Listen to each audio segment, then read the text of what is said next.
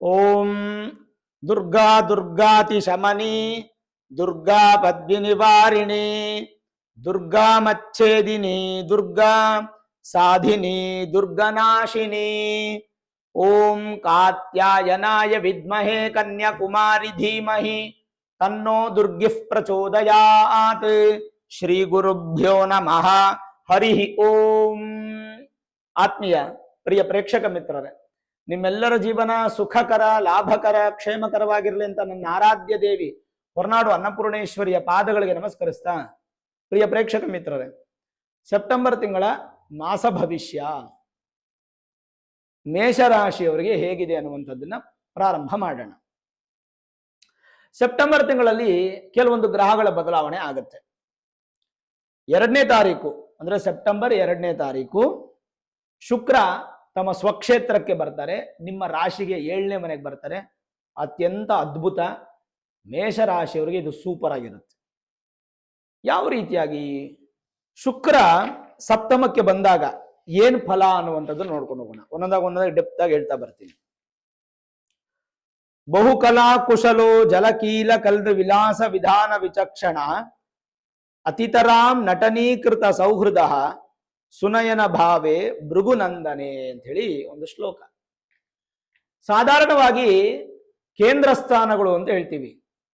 1, 4, 7, 10 ಈ 4 4 pillars of astrology ಅಥವಾ ಕೇಂದ್ರ ಸ್ಥಾನ ಅಂತ ಕರಿತೀವಿ ನಾವು. 7th house lord is in 7th house ಅಂದ್ರೆ 7ನೇ ಮನೆ ಅಧಿಪತಿ ಶುಕ್ರ 7ನೇ ಮನೆಯಲ್ಲಿ ಕೂತಿದ್ದಾರೆ. ಇದನ್ನ ಮಾಲವ್ಯ ಯೋಗ ಅಂತ ಕರಿತೀವಿ. ಅಂದ್ರೆ ಮೇಷರಾಶಿಯವರಿಗೆ ಈ ಸೆಪ್ಟೆಂಬರ್ ತಿಂಗಳನ್ನದು ಮಾಲವ್ಯ ಯೋಗ, ಬಹಳಷ್ಟು ವಿಶೇಷವಾದಂತ ಸಂದರ್ಭ. ಮೊದಲೇ ಹೇಳಿ ಕೇಳಿ ನಿಮಗೆ ಶನಿ ವಕ್ರಿಯಾಗಿ 11ನೇ ಮನೆ ಕಡೆ ಮುಖ ಮಾಡಿ ನಿಂತಿದ್ದಾರೆ. ತಾತ್ಕಾಲಿಕವಾಗಿ 7.5 ಇಲ್ಲ ಅಂತ ನಾವು ತಗೋಬೇಕಾಗತ್ತೆ ಭಾವನೆ. ಇನ್ನೊಂದು ಕಡೆ ಮಾಲವ್ಯ ಯೋಗ, ಶುಕ್ರ ತುಂಬಾ ಚೆನ್ನಾಗಿದೆ ಹೇಳುತ್ತೆ. ಗೋಚಾರದಲ್ಲಿ ಶುಕ್ರನು ಸಪ್ತಮ ಭಾವದಲ್ಲಿದ್ದರೆ ಅನೇಕ ಅದ್ಭುತಗಳು, ಅವಕಾಶಗಳು ನಿಮಗೆ ಸಿಗುತ್ತೆ. ಮತ್ತೆ ಕ್ರೀಡೆಗಳಲ್ಲಿ ಯಾರಿದ್ದೀರೋ ಹೆಚ್ಚಿನ ಶಕ್ತಿಯನ್ನ ನೀವು ಪ್ರಸರಿಸ್ತಾರ. ವಿಲಾಸವಂತವಾಗಿರ್ತಕ್ಕಂಥ ಜೀವನ ಪ್ರಾಪ್ತಿ ಆಗ್ಲಿಕ್ಕೆ ಇದು ಸೂಕ್ತವಾದ ಸಮಯ. ಸ್ವಲ್ಪ ಚಂಚಲ ಸ್ವಭಾವ ಜಾಸ್ತಿ ಆದ್ರೂ ಕೂಡ ಹೆಚ್ಚು ದಾಂಪತ್ಯದ ಸಂತೋಷ, ಸತಿಪತಿಗಳ ಮಧ್ಯೆ ಪ್ರೇಮ, ಬಾಂಧವ್ಯ, ಕುಟುಂಬ ಜೊತೆಗೆ ಒಂದು ಸೌಂದರ್ಯ ಅಂದ್ರೆ ಸಂತೋಷ, ಇದೆಲ್ಲ ಅಭಿವೃದ್ಧಿ ಆಗುತ್ತೆ. ನಿಮ್ಮ ಮುಖದಲ್ಲೂ ಕಳೆ ವೃದ್ಧಿ ಆಗುತ್ತೆ. ಲಕ್ಸುರಿ ಲೈಫ್ ಲೀಡ್ ಮಾಡೋದಕ್ಕೆ ಎಲ್ಲಾ ತರ ಸಪೋರ್ಟ್ ಮಾಡ್ತಾರೆ. ನಿಮ್ಮ ಪ್ರಯತ್ನಕ್ಕೆ ಹೆಚ್ಚಿನ ಫಲವನ್ನ ಕೊಡ್ತಾ ಬರ್ತಾರೆ. ಮೇಷರಾಶಿಯವರಿಗೆ ಶುಕ್ರ ಬದಲಾವಣೆ ಆಗ್ತಾರೆ, ಅದು ತುಂಬಾ ಪ್ಲಸ್ ಪಾಯಿಂಟ್. ಇನ್ನು 7ನೇ ತಾರೀಕು ಸೆಪ್ಟೆಂಬರ್ 7ನೇ ತಾರೀಕು ಬುಧ ತಮ್ಮ ಸ್ವಕ್ಷೇತ್ರಕ್ಕೆ ಪ್ರಯಾಣವನ್ನು ಬೆಳೆಸ್ತಾರೆ, ಅಂದ್ರೆ ಸ್ವಂತ ಮನೆಗೆ. ಅಲ್ಲ ಗುರುಗಳೇ, ಶುಕ್ರ ಸ್ವಂತ ಮನೆ ಮಾಲವ್ಯ ಯೋಗ ಬಂತು, ಬುಧ ಸ್ವಂತ ಮನೆ ಬಂದ್ರೆ ಭದ್ರ ಯೋಗ ಬರ್ಬೇಕಲ್ಲ? ಬರಲ್ಲ, ಯಾಕೆಂದ್ರೆ ಕೇಂದ್ರ ಸ್ಥಾನದಲ್ಲಿ ಇಲ್ಲ.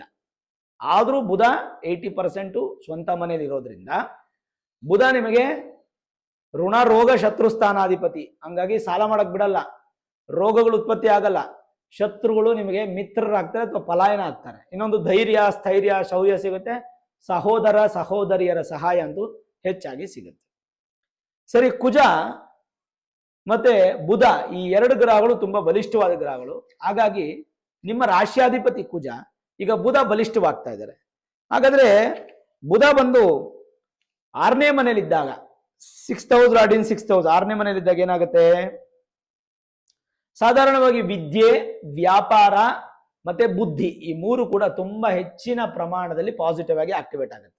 ಒಂದು, ವಿದ್ಯಾರ್ಥಿಗಳಿಗೆ ವಿದ್ಯಾಭ್ಯಾಸ ಕ್ಷೇತ್ರದಲ್ಲಿ ಯಾವುದೇ ಸಮಸ್ಯೆ ಇರಲ್ಲ. ಈವನ್ ಯಾರಾದ್ರೂ ಸ್ಕೂಲ್ ನಡೆಸ್ತಾ ಇದ್ರೆ, ಪ್ರೀ ನರ್ಸರಿ ನಡೆಸ್ತಾ ಇದ್ದಾರೆ, ಕಾಲೇಜ್ ನಡೆಸ್ತಾ ಇದ್ದಾರೆ, ಈ ತರದ್ದು ನಡೆಸುವಂತವ್ರಿಗೂ ಕೂಡ ವ್ಯಾಪಾರದಲ್ಲೂ ಅನುಕೂಲ ಇರುತ್ತೆ. ಬುಧ ಚೆನ್ನಾಗಿರೋದ್ರಿಂದ ವಿದ್ಯೆಯಲ್ಲೂ ಅನುಕೂಲ ಇರುತ್ತೆ. ಇನ್ನು ಟೀಚರ್ಸು, ಪ್ರೊಫೆಸರ್ಸು, ಲೆಕ್ಚರರ್ಸ್ಗೂ ತುಂಬಾ ಚೆನ್ನಾಗಿರುತ್ತೆ. ಮೇಲಾಗಿ ವಿದ್ಯಾರ್ಥಿಗಳೇ ಅತ್ಯಂತ ಒಳ್ಳೆಯ ಸ್ಥಾನಕ್ಕೆ ಹೋಗೋದ್ರಲ್ಲಿ ಯಾವುದೇ ಸಂದೇಹ ಅಂತೂ ಕಾಣ್ತಾ ಇಲ್ಲ. ಅಲ್ಲಿಗೆ ಇದು ಒಂದು ಮೇಜರ್ ಪ್ಲಸ್ ಪಾಯಿಂಟ್ ಆಯ್ತು. ವ್ಯಾಪಾರ ಮಾಡ್ತಾ ಇದ್ದೀರಾ, ಬುಧ ನಿಮಗೆ ಮೇಷರಾಶಿಯವರು ಈ ಸಲ ವ್ಯಾಪಾರ ಕೂಡ ಸ್ವಲ್ಪ ಧೈರ್ಯವಾಗಿ ಸಕ್ಸಸ್ ಅನ್ನ ಮಾಡ್ಕೊಳ್ತಾನೆ. ವ್ಯಾಪಾರದಲ್ಲೂ ಅಭಿವೃದ್ಧಿ, ಬುದ್ಧಿಶಕ್ತಿ, ಮೆಮೊರಿ ಪವರ್ ಕೂಡ ತುಂಬಾ ಚೆನ್ನಾಗಿ ಇನ್ಕ್ರೀಸ್ ಆಗತ್ತೆ. ಇನ್ನು 17ನೇ ತಾರೀಕು 17th ಸೆಪ್ಟೆಂಬರು ಸೂರ್ಯ ಅವರು ಕೂಡ 6ನೇ ಮನೆಗೆ ಬಂದು ಬುಧನ ಜೊತೆಗೆ ಮಿಕ್ಸ್ ಆಗಿ ಬುಧಾದಿತ್ಯ ಯೋಗವನ್ನ ಕ್ರಿಯೇಟ್ ಆಗುತ್ತೆ. ಬಟ್ 5ನೇ ಮನೆಯಲ್ಲಿ ಸೂರ್ಯ ಸ್ವಕ್ಷೇತ್ರದಲ್ಲಿ 17ನೇ ತಾರೀಕುವರೆಗೂ ಇರ್ತಾರೆ. ಸೆಪ್ಟೆಂಬರ್ 17ರವರೆಗೂ ನಿಮಗೆ 5ನೇ ಮನೆ ಅಧಿಪತಿ 5ನೇ ಮನೆಯಲ್ಲೇ ಇದ್ದಾರೆ. ಸೂರ್ಯ ತುಂಬಾ ಚೆನ್ನಾಗಿದೆ. ಚೆನ್ನಾಗಿರ್ತಕ್ಕಂಥ ಸೂರ್ಯನ ಫಲ ವಿಶೇಷವಾಗಿ ಸಿಗುತ್ತೆ. ಸರ್ಕಾರದ ಉದ್ಯೋಗ ಆಗ್ಬೋದು, ತಂದೆಯ ಆಶೀರ್ವಾದ ಆಗ್ಬೋದು, ಕೋರ್ಟ್ ಕಚೇರಿಗಳ ಒಂದು ಕೆಲಸಗಳಾಗ್ಬೋದು, ಇನ್ನಿತರ ಯಾವುದೇ ಒಂದು ವಿಚಾರ ಆಗ್ಲಿ, ಅಧಿಕಾರದ ವಿಚಾರ ಆಗ್ಲಿ, ಪ್ರತಿಯೊಂದರಲ್ಲೂ ನಿಮಗೆ ಸಪೋರ್ಟ್ ಮಾಡ್ತಾರೆ. ಅದಾದ್ಮೇಲೆ 6ನೇ ಮನೆಗೆ ಹೋದ್ರು ಬುಧಾದಿತ್ಯ ಯೋಗ ಕ್ರಿಯೇಟ್ ಆಗಿ ಅಲ್ಲೂ ಸಪೋರ್ಟ್ ಮಾಡ್ತಾರೆ. ಏನ್ ತೊಂದರೆ ಏನಾಗಲ್ಲ. ಸರಿ, ಸಪೋರ್ಟ್ ಮಾಡ್ತಾರೆ. ಸಪೋರ್ಟ್ ಮಾಡಿದ್ಮೇಲೆ ಅದನ್ನ ಉಳಿಸ್ಕೋಬೇಕಾದ್ರೆ ನಿಮ್ ಜವಾಬ್ದಾರಿ. ಅಂದ್ರೆ ಹೆಚ್ಚಿನ ಪ್ರಮಾಣದಲ್ಲಿ ನೀವು ಗಮನ ಕೊಡಬೇಕು. ಅಧಿಕಾರ ವಿಚಾರ, ರಾಜಕೀಯ ವಿಚಾರ, ಗೌರ್ಮೆಂಟ್ ಉದ್ಯೋಗದ ವಿಚಾರದಲ್ಲೆಲ್ಲ ಅಧಿಕವಾದಂತ ಒಂದು ಸಮಯವನ್ನ ನೀವು ಕಳಿಬೇಕಾಗತ್ತೆ.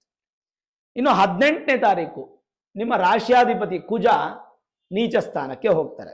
ಇದು ಮೇಜರ್ ನೆಗೆಟಿವ್. ಸರಿ, ಮೇಜರ್ ನೆಗೆಟಿವ್ ಅಂತ ಬಂದಾಗ ಏನಾಗತ್ತೆ? ಕುಜನಿಂದ ನಿಮಗೆ ಎಲ್ಲವೂ ಕೂಡ ಹಾಳಾಗತ್ತೆ. ಆದರೆ ಕುಜನಿಗೆ ಒಂದು ನೀಚಭಂಗ ರಾಜಯೋಗ ಆಯ್ತು.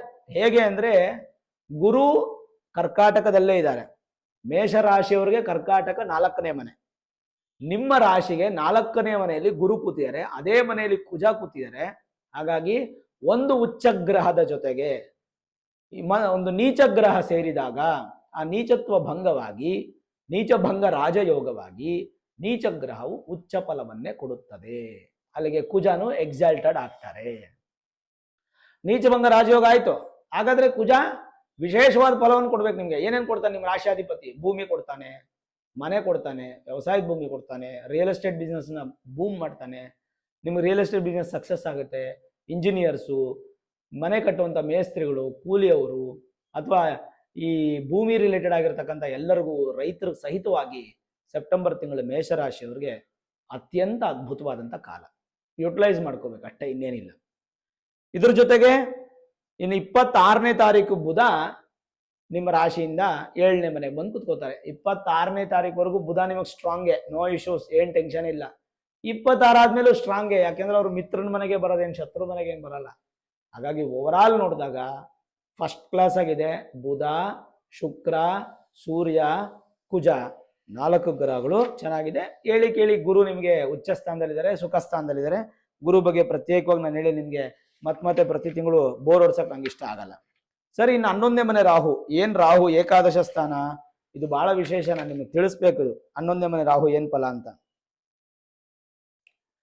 ಲಾಭೇ ಗತೆ ಯದಿತಮೇ ಸಕಲಾರ್ಥ ಲಾಭಂ ಸೌಖ್ಯಾಧಿಕಂ ನೃಪ ಗಣಾದ್ವಿಧಂ ಚ ಮಾನಂ ವಸ್ತ್ರಾದಿ ಕಾಂಚನ ಚತುಷ್ಪಾದ ಸೌಖ್ಯ ಭಾವಂ ಪ್ರಾಪ್ನೋತಿ ಸೌಖ್ಯ ವಿಜಯೌ ಚ ಮನೋರಥಂಚ ಅಂತ ಹೇಳಿ ಒಂದು ಶ್ಲೋಕ.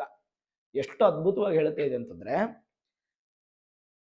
ಗೋಚಾರದಲ್ಲಿ ರಾಹು ಏಕಾದಶ ಭಾವದಲ್ಲಿದ್ದರೆ ಎಲ್ಲಾ ಪ್ರಕಾರದ ಧನಲಾಭವನ್ನು ಉಂಟು ಮಾಡುತ್ತಾನೆ. 11ನೇ ಮನೆಯಲ್ಲಿ ರಾಹು ಇರೋದು.